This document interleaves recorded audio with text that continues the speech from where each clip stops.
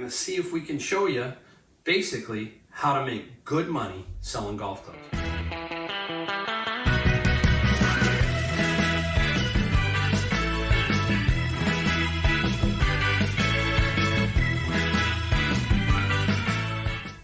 Hey everyone, Mike, the Golden State Picker, and today we're in the kitchen. We've got the garage, the living room, and now the kitchen. And what we're going to show you today is golf clubs. We're going to talk about how to ship golf clubs. We're going to talk about what to look for in golf clubs, a category that everybody, I think, misses a lot of times. Just great value here, great money here in golf clubs. I'm going to show you this set here, what I paid for it. It got it in a little bit unusual way. We're going to talk about that. We're going to talk about grips. We're going to talk about shafts. We're going to talk about everything. So we're going to give you a little deeper look into what to look for golf clubs. It's not that difficult. You just got to follow a couple of simple rules to be safe when you're shipping them, and when you're also when you're posting and listing them, you got to get a few things correct. So we're going to take a look at that. We're going to see if we can show you basically how to make good money selling golf clubs. All right, let me flip this around. All right, everybody, hey, let's get started. This is going to be fun because I'm going to give you some good tips on golf clubs. Golf clubs, I believe, is one category that's an amazing category to make some good money. They're not difficult to ship, especially the shorter clubs are easier to ship. The longer ones, I'm going to show you how to do them. It's not that bad. And there's just a tremendous amount of money involved in golf clubs. People are switching them out every couple of years, so they're selling them, that kind of thing. Hey, divorces, I've bought all kinds of ways. I've bought sets from divorce sales, all kinds of stuff. People get frustrated and quit. It's amazing how you find stuff like this. It's the same thing selling everything else, right? We find it, and there's these weird reasons why you find it. But golf clubs are tremendous money can be made there. I'm going to show you this set. I wanted to break this set down and show you how I got it. And even though I paid up for it a little bit more, how we're still going to make really good money off this entire set, okay? We're going to show you what to look for when you go to list it. That's the hardest part of selling golf clubs, is listing them, because there's so many variations in the shaft, in the grip, those kind of things, but you can't be afraid of those things. You're just going to learn them, and once you learn them, they're very easy, and it's pretty self-explanatory if you just follow the basic steps of what you're going to do. And I'm going to show you those here in a second. So, again, don't be afraid of these, all right? People go, oh, I don't know anything. Yeah, you will. You'll learn these really quick. I'm going to give you some, right now, I'll give you some of the brands to look for. Some of the brands to look for: Ping, Callaway, TaylorMade, Mizuno, King Cobra, PXG. And we're going to show you some PXG today. PXG is a very little higher end brand. And there's some other names out there. There's a lot of names, but I gave you kind of the top names here. I think some of the top names right now are Ping, Callaway, and TaylorMade, and PXG is pretty hot. But those four right there are pretty stalwart brands to look for. All right, so let's take the camera off and let's start looking at what we need to look for when we find them and so forth. All right, guys, this is the set I got yesterday. It's also going to be on another video too, so you'll see it there again with the same kind of story, but this is part of the clubs, and over here are 4 other clubs. So I got these 4, this set, I think there are 14, plus this really nice bag. Do not forget to pick up the bag. The bags can be worth some money. I'm going to talk about this one in a second. For this one, we paid $10. Well, I didn't pay, but $10.29. I'll explain in a second. And all of the clubs were individually priced at $4.09 from Goodwill. Now, how I got these clubs really quick. A picker friend, this is where I talk about my networking. Picker friend of mine said, hey Mike, I've got these clubs, should I buy them? And I said, yes, you should buy them. He was FaceTiming me from Goodwill. I know that he doesn't want to individually list these himself. I asked him, I said, hey, how much do you want for these? He gave me a number of $180 for the entire thing, the bag and all the clubs that you see here. And I said, deal, okay?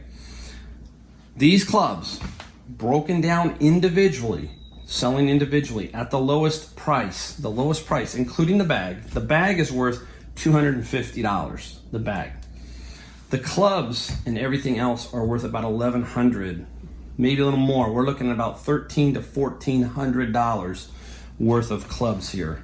These clubs right here.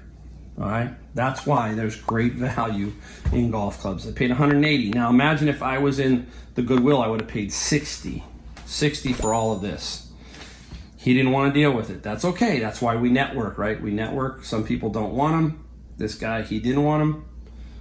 I got him. All right, so now let's go break down the clubs. All right, guys, I'm going to just show you kind of, look at this club. When you look at that club, you can kind of tell that looks like a really expensive looking golf club. I mean, looks like it has some good value. Now take a look at this one, same thing. You see what I mean by letting your eyes do a lot of the looking here? Callaway, and this is PXG. So you kind of can tell by just looking that this is a very quality looking club.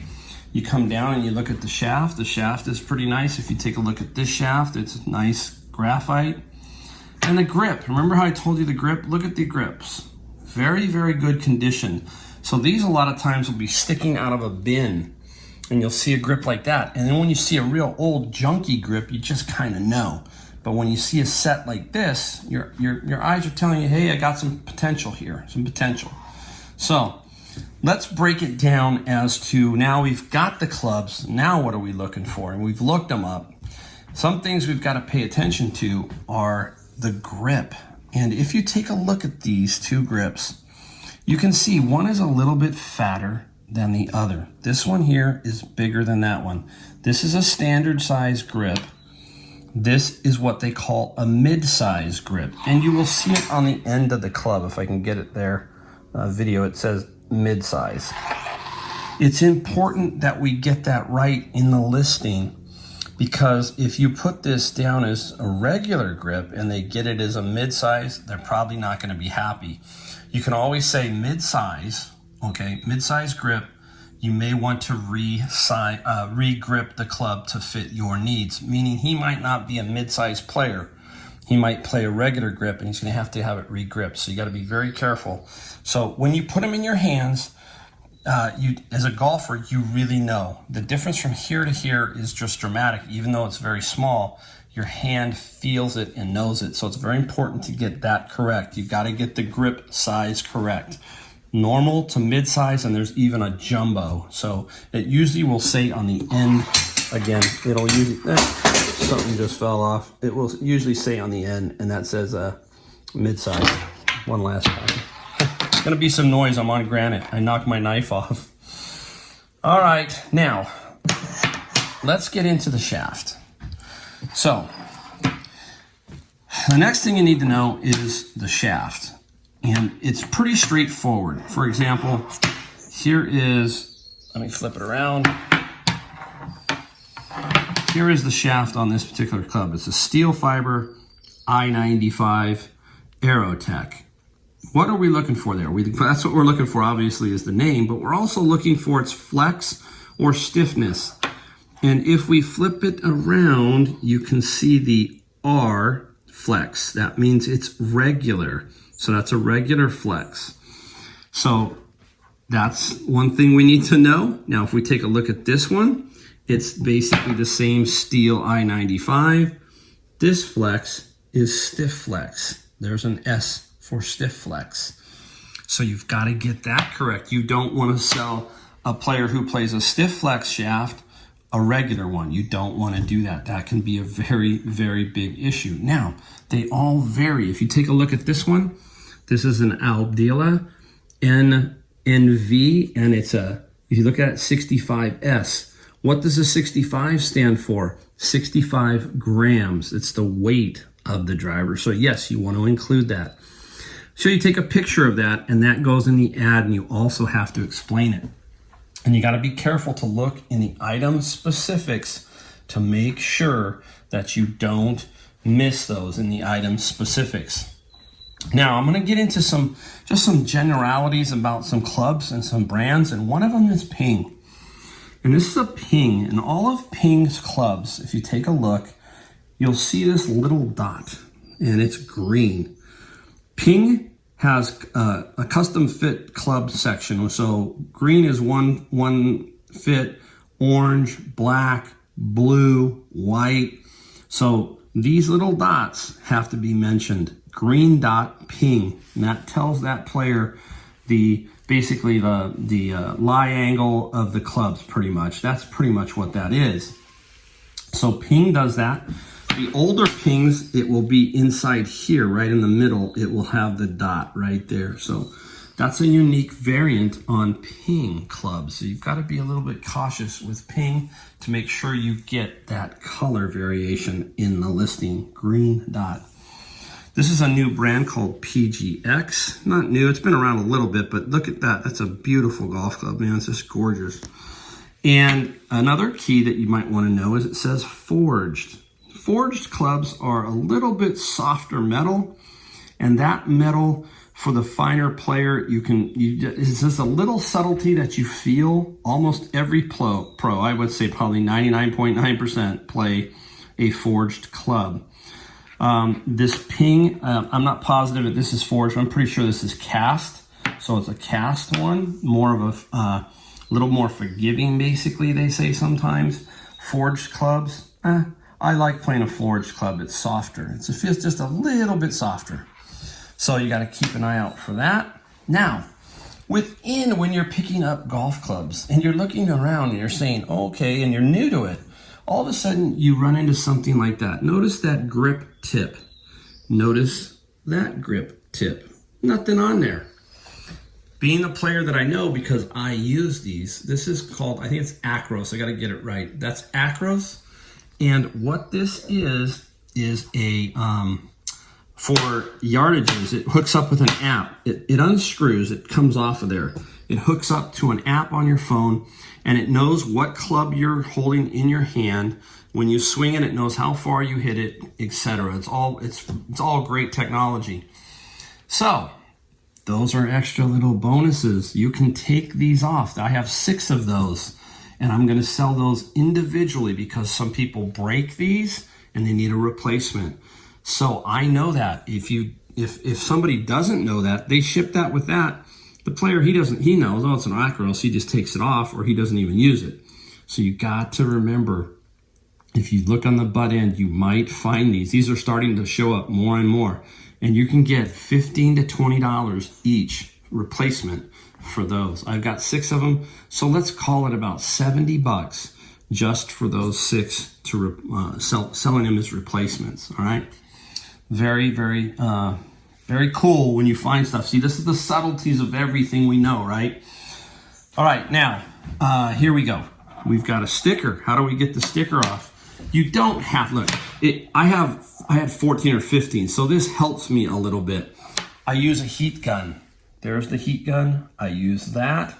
I turn that on and then just heat the sticker up a little bit and it peels right off. Sometimes you'll have stickers down here along this part of the shaft that is from when it was first sold, and you have to get those off. They're a little bit longer. A heat gun helps. So I think every picker should have a heat gun, and also every picker I think should have a folding ruler. It's not necessary for golf clubs, but I'm just going to use it to show you the length of a box. But I think these are absolutely great for like clothing because the tape measures fold up. So these are a couple things that I have that I keep with me. All right, so that's pretty much the straightforwardness. It's not that difficult. You got to get the shaft right. You got to get the grip right. You got to get some clubs correct with green dots, black dots, that kind of thing. It's not too hard. And then you're off and running. And now you get them listed, and then you get ready to sell them, and then they sold. How do you ship them? So let's take a look at that. All right, you listed them, you sold them, now you got to sell them. So now you got to package the golf clubs. How are we going to do that? It's pretty straightforward. It's going to go United States Postal Service priority mail, and it's pretty straightforward. You are going to get these off of the USPS website. They are free. I think they come in packs of 10 and 20. I get them in packs of 20. They are the medium tube. They call it a medium tube. It's 38 inches long when it's completely folded up. 38 inches. You get these, and we will now show you how to ship the golf clubs. All right, first up, these come two ways. They come priority mail on one side, express mail on the other. You do not want to mix them up. We need to have the priority mail on the outside, okay? So you basically fold them up. I'm not going to show you how to fold them up because they're pretty self-explanatory. And you end up with this triangular tube. So that's how you end up with a triangular tube, 38 inches long. Now, what's great about these, I'm going to put it from behind here. Almost all wedges, 9 irons, and some 8 irons will fit in this box without any manipulation of the box. All you have to do is put some bubble wrap on the head. I put a little bit of bubble wrap. Hey, they're golf clubs, they're metal, they're not going to get damaged. I mean, it's rare. I mean, I haven't seen one of mine yet get damaged, but you wrap it, and then all you do, drop it down the tube, fits right inside the tube. And then I put some newspaper or craft paper or whatever at the top, just to kind of keep the club from rattling around. Then you just seal up that club. Now, I will tell you that almost every one of them, I set them at $12.95 shipping, $12.95. It's gone up. It used to be $11.95, but the new increases, $12.95 you're set for pricing a golf club for shipping. Anything that goes UPS in one of these tubes that's 6x6 and under 48 inches and under 2 pounds is going to be at most $12.95. So there's your simple thing. You don't have to worry about that anything else. You can set it $12.95. Now, if you want to do free shipping and you say $30 plus the $12.95, so I do $32.95, no, $42.95, building in the shipping, fine. Just remember, it's $12.95 to ship these right now. No matter if it's this next one, I'm going to show you how to do a driver or these. Now, if you're shipping sets, people are going to ask, how do you do sets? Sets are about $23 to $26 for shipping now, right around that price, as long as you get the proper box. Now, the proper box, you've just got to find them. They're not easy, so I collect. You see my Mount Boxmore. I always try to have 2 or 3 of these unusual box sizes that will ship golf club sets, something along those lines. There's occasionally where you get a weird driver and it has to be in a different box. So I want to have those around that they just won't fit in here, because I'm going to show you how to shape this box over a particular driver, over a driver head.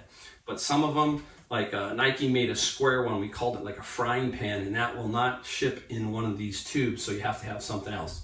So 98% of them are going to be shipping in this way, some way, shape, or form. All right? All right, so let me get back now. I'm going to cut, and we're going to show you how to ship a longer club using these tubes. Okay, here we go with the driver. We've got a driver here. Big issue with the driver, sticks out beyond the length of the tube. So we have to make an adjustment to this somehow. And I'm going to show you what we do there. So put that one aside. And basically right now, this is what you're up with. You've got your one tube, put this down. You've got your one tube here, and now you're going to have to cut one of the other ones a certain distance here. Now, this one's a little bit left over. It's going to fit. I usually go a little bit longer, but I'm going to show you just for this purposes. You can get away with a shorter version of this. Now, when we lay this down, I want to give you just a general idea. If I put the club there and I measure the head just to the end of the box, so that the grip is over here at the end, push it down, the grip is right there, and then the head's here. And if I take my tape out and I measured that, this distance here cannot be more than 48 inches. You just can't be more than 48 inches. So I'm going to just double check myself, make sure that I'm right. I know I am, but this is why I like one of these big flat rulers. Don't have to worry about holding it at the end. So I put it down there. Right now, this box is 46 and a half. So I'm good. So I've got 1.5 inches to play with bubble wrap, because I'm going to put some, I would put some bubble wrap on the head, might add about 1 inch. So generally speaking, I come out to right around 47 or exactly at 48 when I do this. So that's the key. You cannot go beyond 48 inches. If you do that, it's going to cost you a lot of money. So we can't do that. All right, now I'm going to bring it in a little closer and kind of show you how we get it done. All right, guys, I zoomed in here, so I'm going to show you this now. I put the tube together, so the tube is together.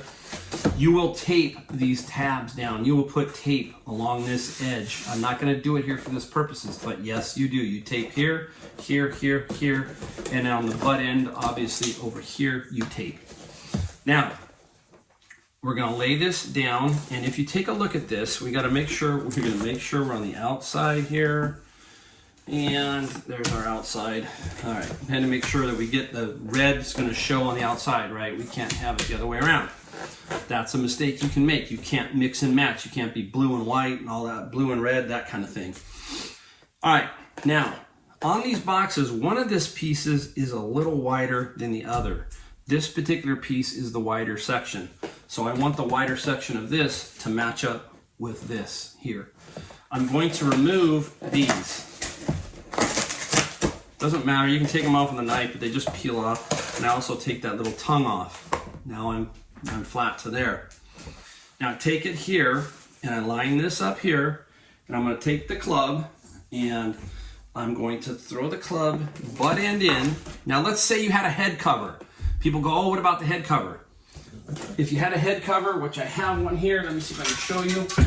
You would take the head cover, stick it on the grip like this, and then stick it down inside the tube. So that's if you have a head cover. You don't leave the head cover on the head. You put it down there, or you can even squish it around the side. But if it's small enough, I'll just stick it on the butt end. That gives it a little bit of protection. So if you have a head cover. All right, so in goes the club. All right, I bring this all the way down to where the straight edge. Now I know that once I do that, I'm pretty much squared up and know I'm going to be pretty much perfect for length right there, because most drivers are 45 inches long, so I'm pretty safe. Now what I'm going to do is I'm going to fold this over. I'm going to fold it over, and I'm just going to kind of roll it. It's a little tricky. At first you gotta kind of mess with it a little bit. And now I'm at this position, if you can see, right? I've got all this over here.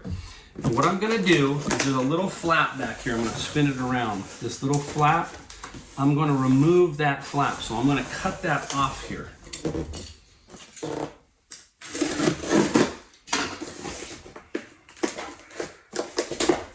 Just cut that off. And I'm also gonna remove this little tab right here. Just peel it off. And then I've already pre-cut some tape, so I'm just going to make sure I'm not sticking out.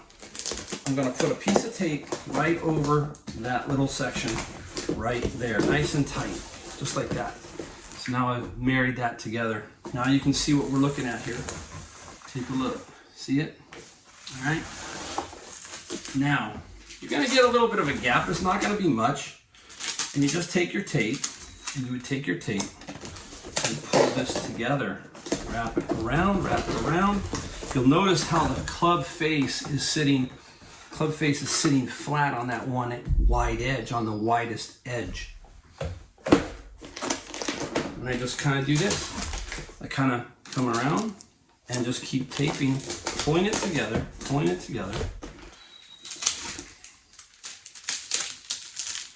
Of course, you always got that, right? A piece of tape always flubs on you or fails on you. There you go. Okay. Now I would tape all the way around this seam also. So just imagine that being taped. Okay, guys, I'm just going to show you. So you tape this entire seam right here. So you tape that seam. Now you push this down in. You flip this over. You pull these folds in. Actually, you can tear this one off, or you can fold it. What I do sometimes is just rip it off. It's okay, rip it off. And then you can tuck that in. Tuck it in nice and tight like that. You tuck it in. You pull it around a little bit. Just kind of manipulate it a little bit. And then you just tape the end of this up really well. You just tape it all up, and there you go. That's it. That's how you do it. That's how you ship a driver. Just got to remember, just take your time. It's not, look how I did it. I did it fast. The key is, I found, is just to wrap and fold it around and get this first section of tape done. And once you get up here, it's just a matter of getting the head in there and taping it down. All right, so there you go. That's how you do it. That's how you ship a driver. All right, I went ahead, I taped it up because I wanted to show you. So look at that, see? The little bulge right here, but it doesn't matter. This is how you ship them. Everybody who ships golf clubs is doing this. That's the tube. I even put a little bit of tape around here. When I'm doing it inside, I'm really pushing down and squaring it up. I just wanted to kind of give you a general idea here, but you saw how easy it was. There you go. And it measures, I measured it out, it measures 47 inches, and this is probably about 1 pound, 8 ounces, and it will cost no more than $12.95 to ship from here to New York. If I go into Arizona, it may cost me about 9 or 10. I make a couple bucks on shipping. There you go. Hopefully that gives you a general idea how to ship some golf clubs and a few more tips on what to look for when you're buying golf clubs and when you're listing golf clubs. All right, guys, hey, thanks for watching. See you next time.